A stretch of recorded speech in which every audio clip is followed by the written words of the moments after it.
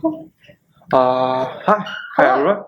Welcome back to R450 Yeah, I'm Grace. I'm Leo. This is our special guest, Ken. Hello. We call this podcast R450. Do you want to explain the title this time, or shall I? Yeah, sure. So English says 2 penny for your salt. Your thoughts? So My 2 cents. yeah, now we are more expensive. Yeah. Right, sounds salary. Yeah. So we are both, or all three of us actually, Yeah. are studying Fine Arts 450 at Ilam School of Fine Arts at UC in Christchurch. And so the course code is Fine Arts 450. And so it's our 450 cents. Good numbers. Good numbers. Yeah. So this is Ken. Hello. Welcome. So should I just? Yeah. Do you want to? What do you want to tell us about yourself? I mean, guess I could start with why I've chosen this project or how I came to this point. Yeah. Probably just a bit of, I guess, like how my interest areas sort of just connect to everything. Yeah. So as you can probably tell from like this year and previous years, I'm a really big fan of letting sort of music or sound in general inspire the outputs of my work. Yeah. So in 2021, that was looking at music notation theory and looking at alternative ways of basically notating music for people to perform. So that one was definitely a lot on like the information design side of it, I think, because I had a really big interest in music. Going into uni, I pretty much told myself if I can't do fine arts, I'd be doing music instead. Yeah. And I think going into design back in 2021 with this like sort of, I guess, big fan of music background, I guess I was a bit worried that the outputs of my work might have been seen as like, it's not really graphic design enough. So that's why I think a lot of the stuff from that year was really focused on the graphic design side of music. And the same thing sort of happened in around 2022 with my Ugly Sounds project. So that was still dealing a lot with music, and it was bringing it more to the forefront. But it was still very much like conventional graphic design stuff. So it was quite literally product packaging and sort of thinking of that relationship between the commercial and the internet. Right. Was that that was like last year? So like the tapes, tape covers and stuff. Those looked really cool. Thank you. Yeah. And also like it's quite always a problem for academic graphic designers. Like we're not really doing the graphic design works anymore ish. Like, your practice is not graphic design at the moment, is it? well, I would say like there was information flowing is quite graphic design-ish. Yeah. So what do you think about the middle or sweet point between the music we always try to get into and the graphic design? Where is the mid ground of these two things? I think just like over the past couple of years, I've sort of just been like, I guess, imagining like sort of a scale between conventional graphic design and then entering this like area of sound. I've sort of just been like jumping back and forth between there. Yeah. So I don't really know quite where a middle ground is. I guess in early years it felt like just how graphic design and music come together. But this year it's definitely taken, I guess, a more conceptual approach. So it's definitely this year that jumping back and forth has been a lot more erratic. Yeah. So I think that's something me and Leo have talked about a wee bit as well, is struggling to find the middle point between where we want to be and what actually is graphic design. Yeah, because I remember in first year we were told that like entering into fourth year, that sort of like multidisciplinary, the borders between the different disciplines sort of like gray out. So like people in, I think I was reading some of the abstracts and the booklet they gave us for the seminars. I think I don't remember who it was, but there was a painting student, I believe, and they were taking inspiration from a lot of like, I think it was 60s graphic design. I'd have to double check on. I wonder if that might be Maddie. Maddie's doing a lot of they're doing like posters in one of the aesthetics style. So yeah, I think that was the one. Yeah. So there has been like quite a lot, especially here in graphic design. Yeah. Just sort of that grey area, which I think should be okay. Yeah. They don't seem to have a problem with What it. are they going to do? Kick us out? Yeah, because I was as I had said yesterday, I was a bit worried that like the sound experiments I was doing was probably not really graphic design. So so going forward, maybe just bring that back. Yeah. But I mean, Luke let me know like that sounds more interesting, even though it's like not technically, I guess, graphic design in the commercial sense. It's a lot more interesting just to see that relationship between sound and image. Because at the end of the day, graphic design really is just basically working with images. Yeah. Like, me too. I think like graphic design just digging out the image and the text blocks and how you like graph them and then put them together in the page. Yeah. So like, do you want to talk a little bit about your works in this year? Yeah. So early in the year, this was probably the earliest iteration of the project. So as you can see, it's very, very conventional in terms of graphic design. I really loved this. I thought it was such a cool object, especially for that project, because this was what you made for the piece of conventional graphic design. Yeah, that's the one. Yeah. I knew I wanted to make like some kind of manual that I could refer to throughout the year when it comes to this project, because it does incorporate trying to learn a lot of, I guess, unconventional techniques. So being able to write it down and design it sort of helps cement those processes into my brain. Sort of make it a bit more automatic when it comes to making that stuff. So like in this part, like the musician part, it just becomes the source and the materials you work on the graphic design. Yeah. So when it comes to music and sound, early on in the project, the whole thing basically, it started with this very small interest that I had. There was do you guys know the artist Ep3? I recognize the name. Electronic musician, active, I think, still today. I think he was really big 90s? Yeah, I feel like I've encountered some of their work, but I couldn't place it exactly where I have. So he had this song called Formula. So it's a very weird piece of music, but it does sound quite nice. And at the end of it, there was this really weird sound. And I had read that what he had done was embedded his face into his song by hiding it in this thing called a spectrogram. And people were like going crazy about it before because they couldn't quite tell what the image was that was embedded in the sound waves. Yeah. They thought it was like a demon face or something. They thought there was like some deeper conspiracy going on. But it was just his face making a funny grin. Yeah, quite of 90s like sounds albums, photos just quite like that. But he's a really big pioneer when it comes to electronic music. I think Bjork was a big fan of Ep3. And if I remember correctly, she stated in an interview once, people tend to criticize electronic music as not having any soul. But that's only because the person making that electronic music, or whatever example that people came to that conclusion from, it's because the person making the electronic music didn't put their soul into it.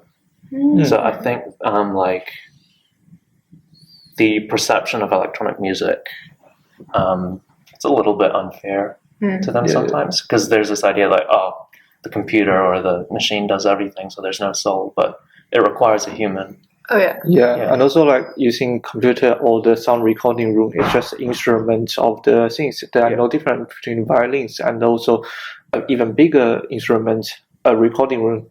Yeah, it's just a tool essentially. Yeah. Which sort of ties back to, I guess, the stuff I'm doing at the moment, because it is dealing a lot with trying to, I guess, tackle these electronic tools. And I'm sort of just trying to investigate its relationship in like a physical space. Because this idea that I have at the moment, which is sound to, or image to sound and then back to image, it's like a transmutation via I guess, computer data. Yeah.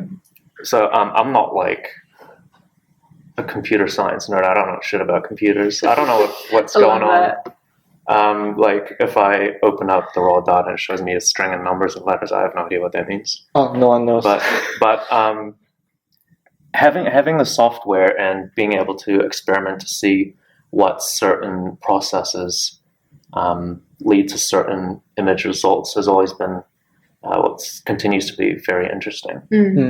And yeah, I guess it's just been doing more of that.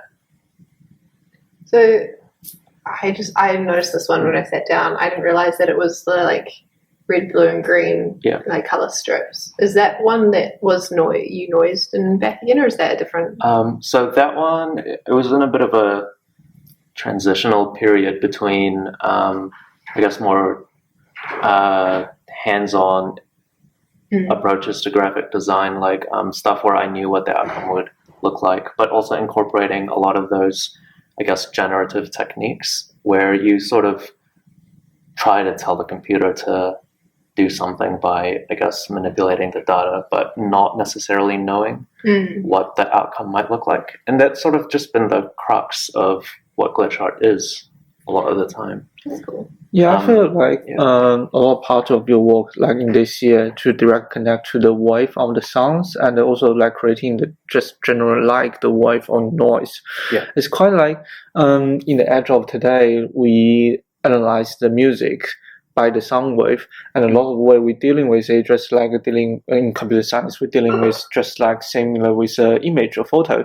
Yeah, and especially I remember in last 90s or 70s. Between that time, some people were just hiding those own image, like in some sound waves they have. Yeah. So like quite convinced back in the certain times and rethink about what we position our noise and how we generate and put back in there. Was like we kind of really tired of the really clean and slick styles after 2000. Yeah, because like this idea of, I guess, good graphic design in a commercial sense has to be like clean, has to be legible, has to reach as many people as possible. That's obviously like not the way we're taught graphic design. We're more like countercultural emphasis. And I think that's what I was trying to explain towards in the beginning of the year.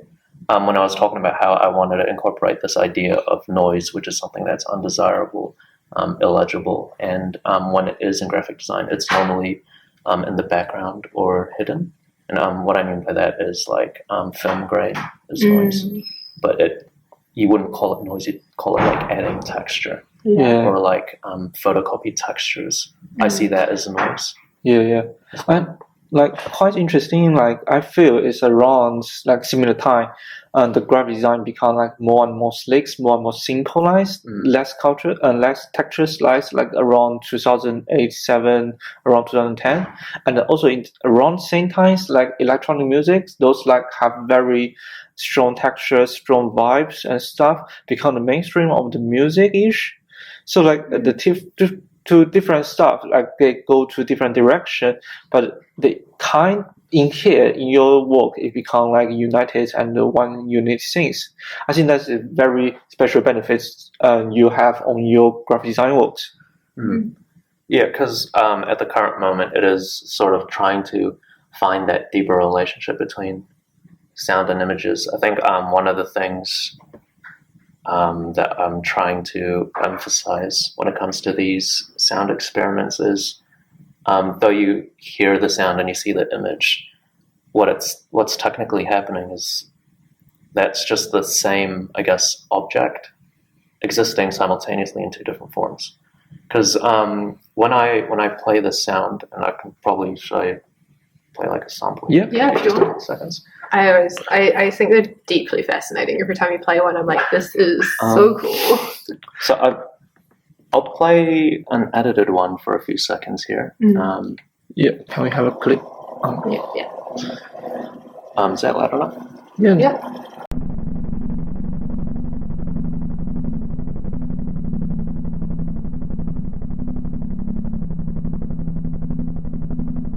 So that one was edited from my ID photo. So that sound, it's the one on the left. Right. So what's happened is when I take the original image, it's completely incoherent noise. Here's a sample of what it used to sound like. I'll just turn it down because it's really loud.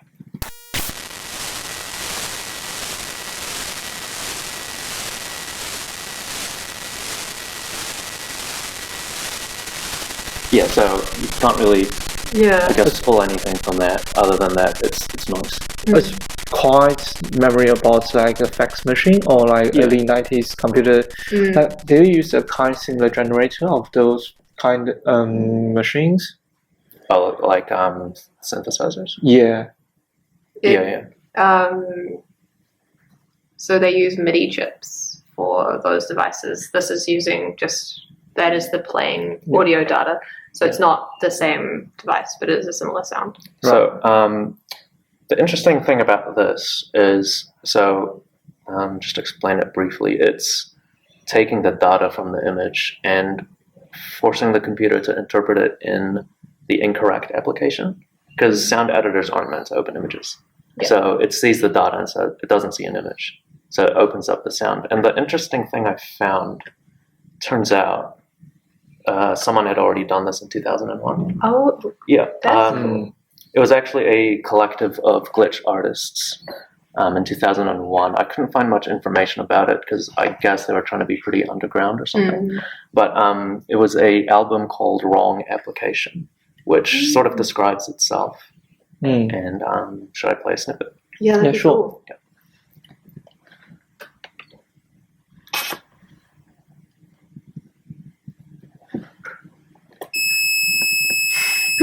So that's awful. Yeah.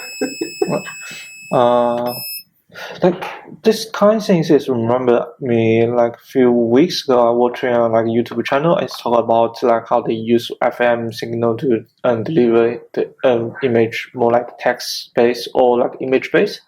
So it's kind of also use like very loud speaker and create the wave, and then your phone can just directly use that wave to deliver and receive the information of the image and something like that.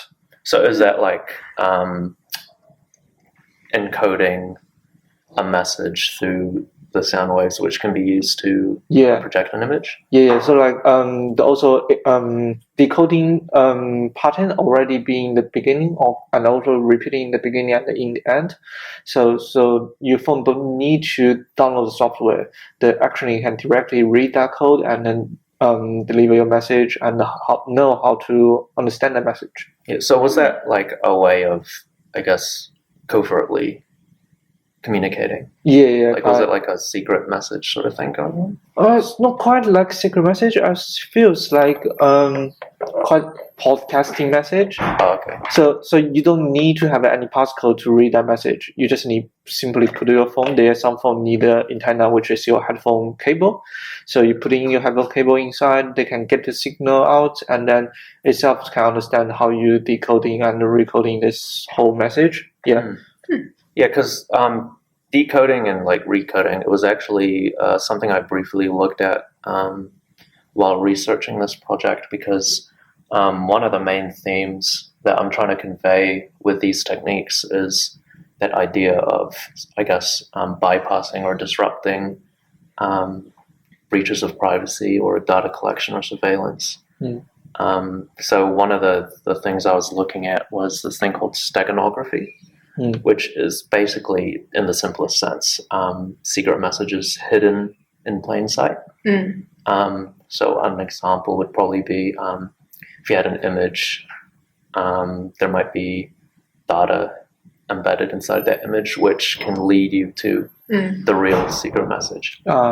So this whole idea of, I guess, hiding in plain sight, subverting surveillance has definitely been, I guess, a main driving force to the outputs of the stuff I've been designing.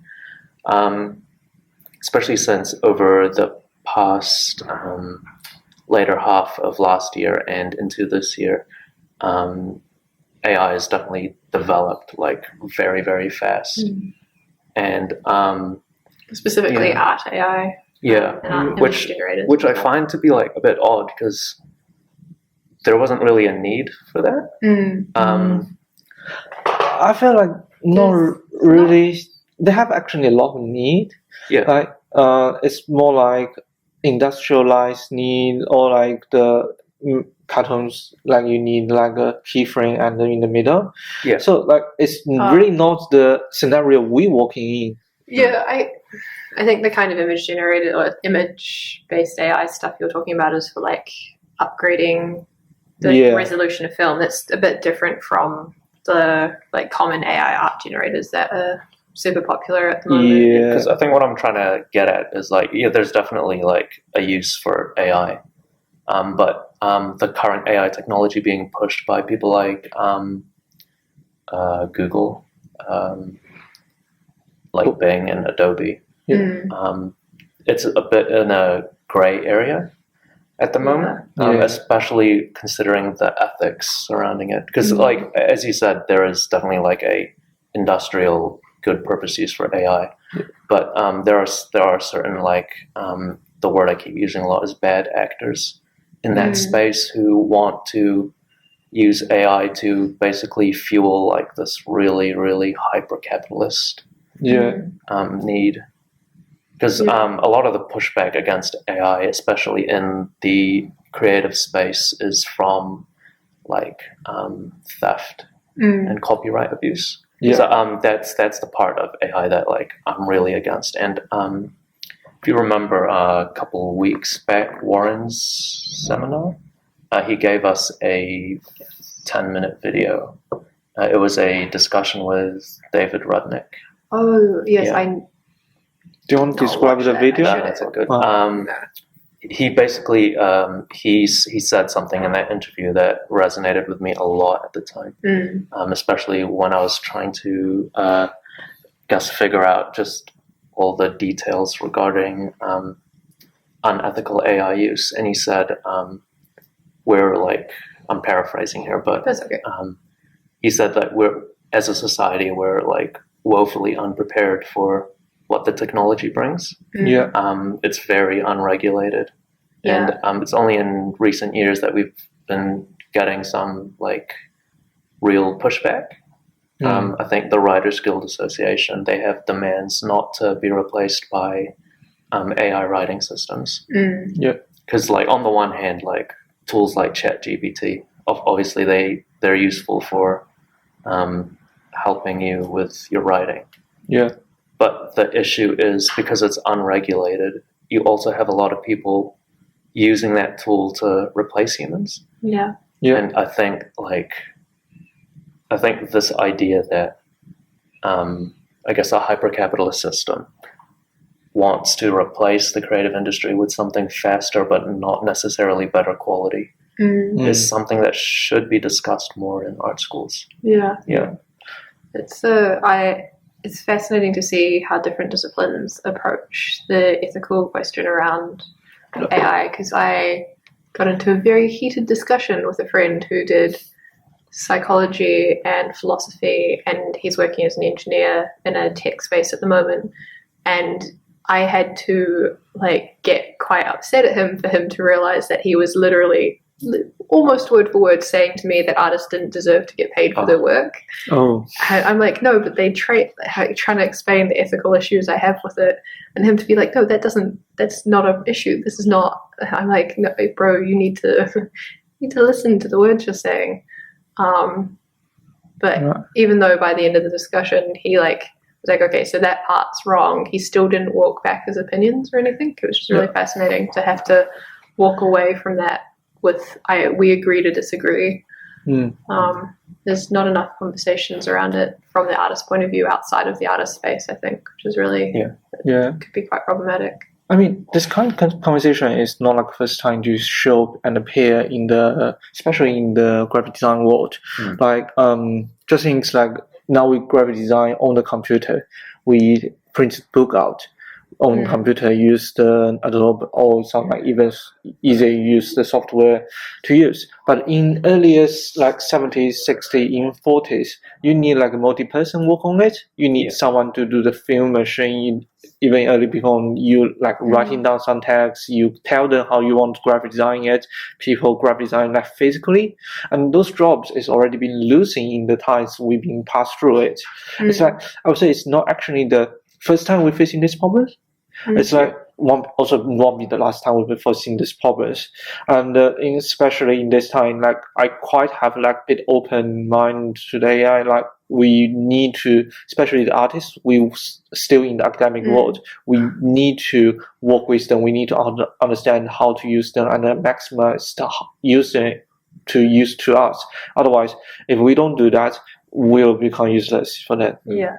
But I think the interesting thing when it comes to, I guess, technology changing the creative industry, there is, in my opinion at least, like quite a significant difference between, say, computers sort of meshing all these jobs into one and AI. Because, like, certainly I think we should be looking at how AI can be used to help us, but I don't think that can happen until working out the ethics surrounding everything. It needs to happen first. Well, there's been and massive then after issues that, with copyright ethics for ages, but AI has really brought it to a head. Yeah. And the idea of, I guess, the graphic designer being, used to be multiple roles. I think the reason it's meshed into one is also a symptom of capitalism, in my opinion. Because nowadays, when someone says they want a graphic designer, they often also want like the social media manager or marketer, video producer. And obviously, I can't do any of those. Right. But when people say they want a graphic designer, a lot of the time they mean the whole package. They mean more than just the image generator. Yeah. So like I would say like I can see the problem be solved, like because we say like they have arguing about the AI work in own self have like copyright issue or not. Like if we kind identifies they have issue of the copyright, they will actually limitize the AI works in the commercial world. So like because your works, including the AI works, the AI part have like copyright problems. So actually that's limits you can use your work on the like business area. So like this, I use AI generates an image, and I use this image as part of my image and use on the big, large commercial advertisement. Yeah. So like very traditional graphic design work, and then because that part of image inside my image is AI generated, and then I can't none of the AI company can identify it. There's no copyright arguing in that part of image, so whole image, including the small parts of AI generated image will not able to use in the large scale business or industrial world. I think that very much depends on a lot of things and where you are as well at the moment. Yeah. Are you saying like commercial use of AI technology should be is in a place where as long as it's not like the sole output, as long as the graphic designer has a hand in sort of molding that into a more intentful place where I guess the AI look of it is no longer prevalent? Is that kind. It's like I use like even more out of AI ideas. Like you have a post, like you use in your house, you use in the school, it's fine. Like you use some part of the graphic design, like typography. Like Creative Commons effectively is where you're putting those works, whereas like those works can be used for non-commercial purposes. So like typography you use, they allow you to use as personal. It's fine. Like once you use on the like the commercial scale, I think you don't allow to. I think that some of the ethics stuff I've heard you talking about, and I know the stuff that concerns me is even before you get to the generated image, is how they are training the AI to make the images. That's the bit that there's a lot of misuse of copyright and stuff. That's what I mean. Because that part of the problems, how you treat AI, the problems create to like the problems is you treat AI unethically or uncopyrightly. So that's make the AI generates image have copyright problems. Because that have copyright problems of the AI generates image, so you can't use that image result of AI generate to your large scale commercially stuff. Yeah. So the kind limited it, but we don't really already like have like first case or something like that to get ready to whole industrial to realize how we regulate them. But I personally believe will become soon, because like especially like we can see one day like if someone just like let AI generate something just like some artist, and then that guy use that AI generated works on the art gallery or somewhere, and that artist just sued them. And if one case win, that just means AI cannot be using this purpose anymore. Well, one case in one part of the world would have to happen everywhere, but also that's only setting. That's the problem, is people can do that and are doing that, and the cases aren't being ruled in the favor of the artist. Yeah, but because it's considered currently under current laws, a lot of places consider it transformative use.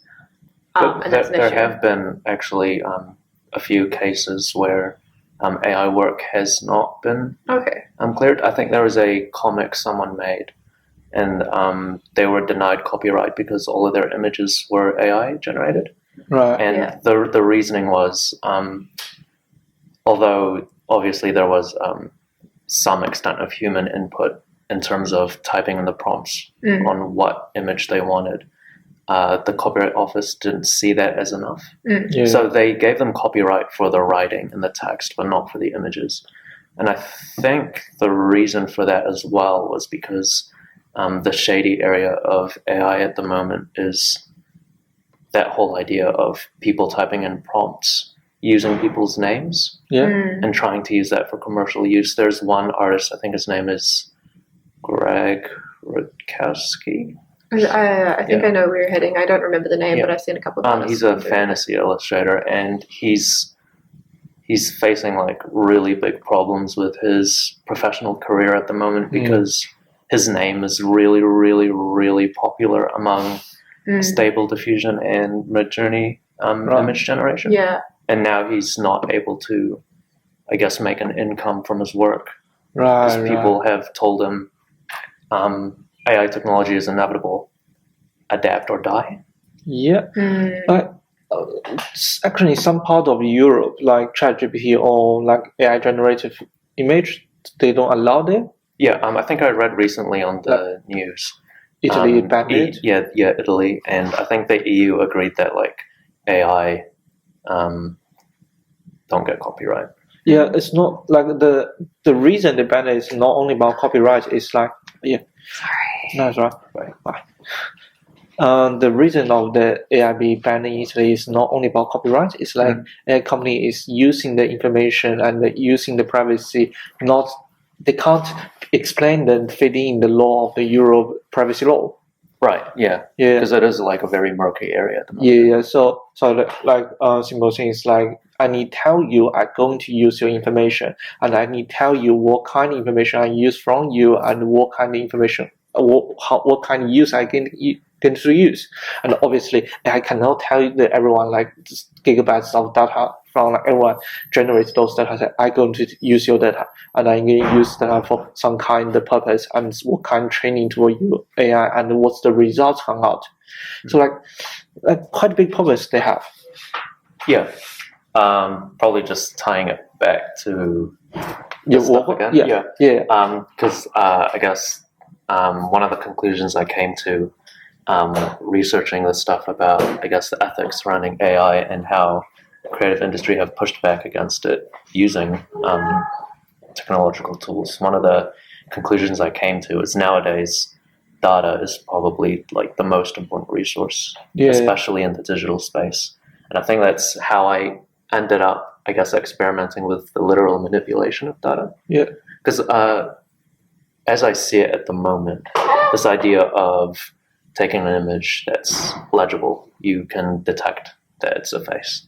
Yeah. Turning it into a sound, that's not music, that's noise, because obviously it used to be an image. Yeah. And then refining the sound into a legible chord it distorts the image. Yeah. So this manipulation and I guess collection of data has become like a pretty forward theme of the project, especially when it comes to thinking about how disrupting those data systems is just so cemented in, I guess, digital experience at the moment. Yeah. We'll describe like this post. Right? Yeah, it's like So that one that was built on the idea of the adversarial attack. Yeah. Which we've sort of kind of glossed over already. Yeah. But it's that idea of disrupting surveillance systems by, for example, if there's facial detection and you want to bypass that for, I guess, privacy protection purposes.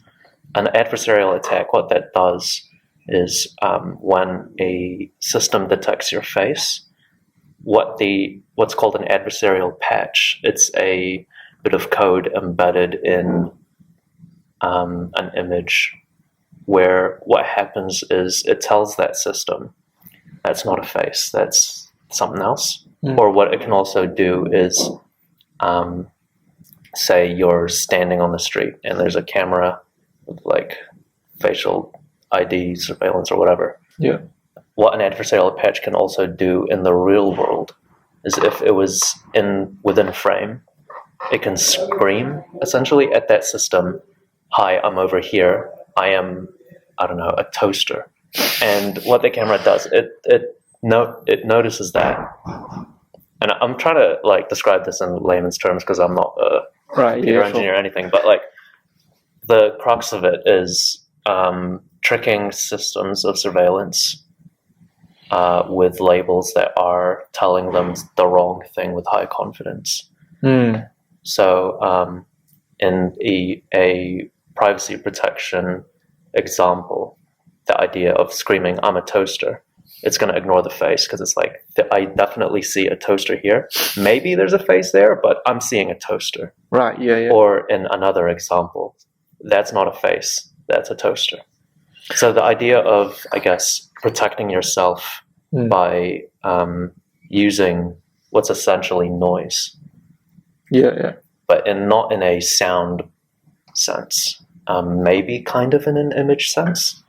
But definitely in like a data or media sense. Yeah, I feel like about the face recognition technology against it is kind of like one special part and very like a lot of people working in this area. But like in another way, like we kind of ignore like the technology being advanced today. So like the what I know is those recognition software not only going to recognize your face, those are going to recognize how you walk, how your body swing, and how your body like move in general around.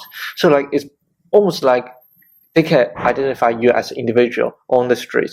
So they have a remote camera around you. Like once you have 1 second, one frame of the image, it's not like noisy enough. They will just like, "Oh yeah, I pick up you, I recognize you, and you are this, and you also are blah blah blah human." Yeah. So we'll keep that image of as a profile you are and this objects are and move around. So when the next steps AI show up, the AI actually will pick up, say, "Oh, it's not logical. A toaster walk on the street." Yeah. You're like, "This isn't that human." Yeah, or why is a toaster on the street? But this idea of we have all this data being collected about us, what is being done with it. Yeah. And I think because I guess the central keyword of my project this year has been noise. Yeah.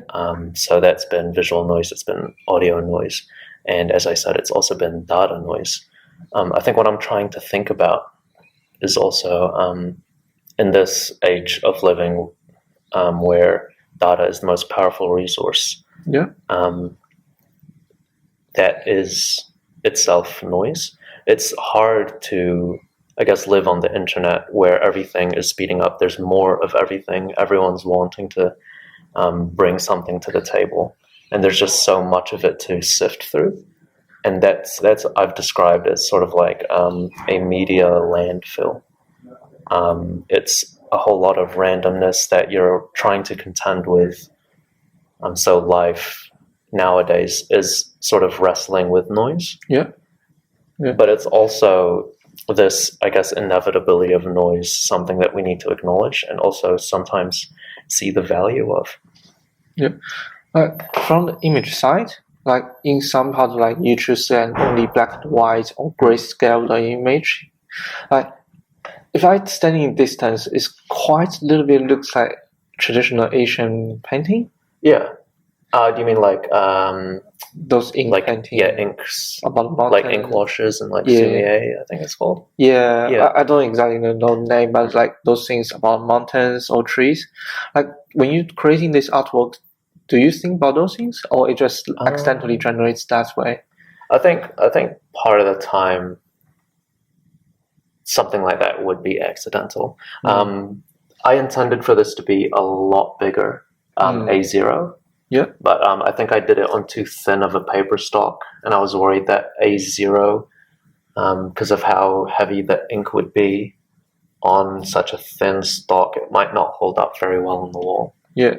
So this was supposed to be a lot larger, Right. so that you could it would sort of bring the idea that you got to come closer to look at all of the details since it's been blown up. But yeah, the reason it's grayscale, I think, was also just a file size issue. Right. Yeah, because I was working with it natively in A0 in Photoshop, and with a size that big on a laptop, kind of shit. I'm obviously going to run into some problems. Right. Yeah, so it was. How big is file in the end? A0. I don't know, but I couldn't save the file unless I hid the layers, because it told me there was no more disk space on the laptop. Right. I was like, damn. But I think that's just because it's cluttered with shit that I need to clean out. I think you definitely should try to print out the A0, because like if you print in large format printers, like for that size of black and white print, and you use cheap stock like thin layer, because you don't need very heavy one, and very gross one probably going to only cost you quite cheap price, under than $5. Yeah, because on the second iteration, that one's on 160 GSM rather than 80. Yeah, and because it's also in color, I thought the thicker stock would be better. Probably on the safe side, any poster's ID was probably going to be on the 160. Since with something like this, I think for an 80 GSM stock, if it was like outlines or like diagrams, it should be okay. But because it's a fill of color in a lot of areas, it's probably a bit too intensive on such a light stock. So everything going forward is probably going to be on the 160. And if I'm going to do another poster, which might happen, who knows? I'll probably try to get it on A0, because I've gone from A2 to A1, so A0 would be the next step. Right, yeah. Like some ways, like when I'm working on the paper, like especially in this year, working in the paper is extremely long, and the road like 3.5 meters long. Yeah. So like sometimes trading is just like kind of like doughs, the bread doughs. So you print it one side, you need to let it rest for like half day or one day to like soft out all the fibers, relax, and you can able to print another side on it. Yeah, so like it's quite like unusual area. People don't really think about when people thinking about a commercial graphic designer. They think, they just printing on the computers, doing some works, but actually we do a lot of works deal with the paper stock and the fibers. Yeah, there is a lot of I guess underappreciated, at least from an outsider's perspective, on like the physical needs of graphic design. Yeah. Because I work at a copy center, I was actually told that every time you do a wide format print, do a nozzle check after each one. Do you do that? I don't do that. Okay. It's usually fine, but like it's just to make sure that whoever's printing next, because if it's going to be A0 or something, and the previous print was really intensive on the printer, they might not get the best quality out of their stuff. So it's always good to just check like the heads of the printer heads are clean. That's really good. But like just like I mean, it's been emphasized for us. Appreciating that analog side, especially since print media is definitely emphasized here. But I think it's really good to get both digital and analog stuff. Yeah. So, like, what's your next steps? So digital and analog stuff. What that also means is, because a lot of these sound experiments, it's just happening straight from my computer. I want to bring it to a more physical space. So getting that digital physical relationship is probably the next move. I've had thoughts of maybe projecting source images and accompanying it with the edited sound. It's just choosing what those images are at the moment. Right. I guess you could call it installation, but I don't know if it'd be speakers or headphones yet. Yeah. But yeah, it's sort of thinking about sound in physical space. Yeah. Yeah. So like so installation-ish stuff, and then you try to bring up the graphic design inside the works. Maybe. Yeah. Maybe. I mentioned that because I'm producing Soundworks, I could compile an album and design an album cover and get it printed on vinyl and stuff. But that's probably later-ish down the road, if at all. Yeah. Just because I've been told that really diving deep into the sound experiments is way more interesting than just bringing it back to conventional graphic design. Oh, great.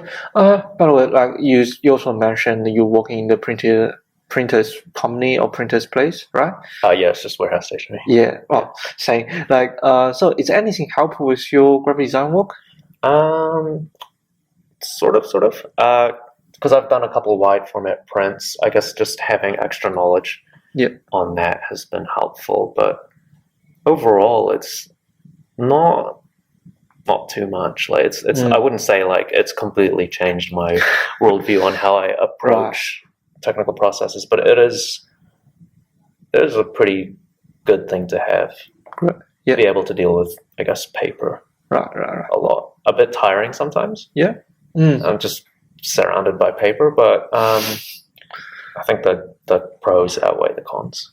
Right. Well, thanks for coming today. No worries. Thanks. Go on, handshake.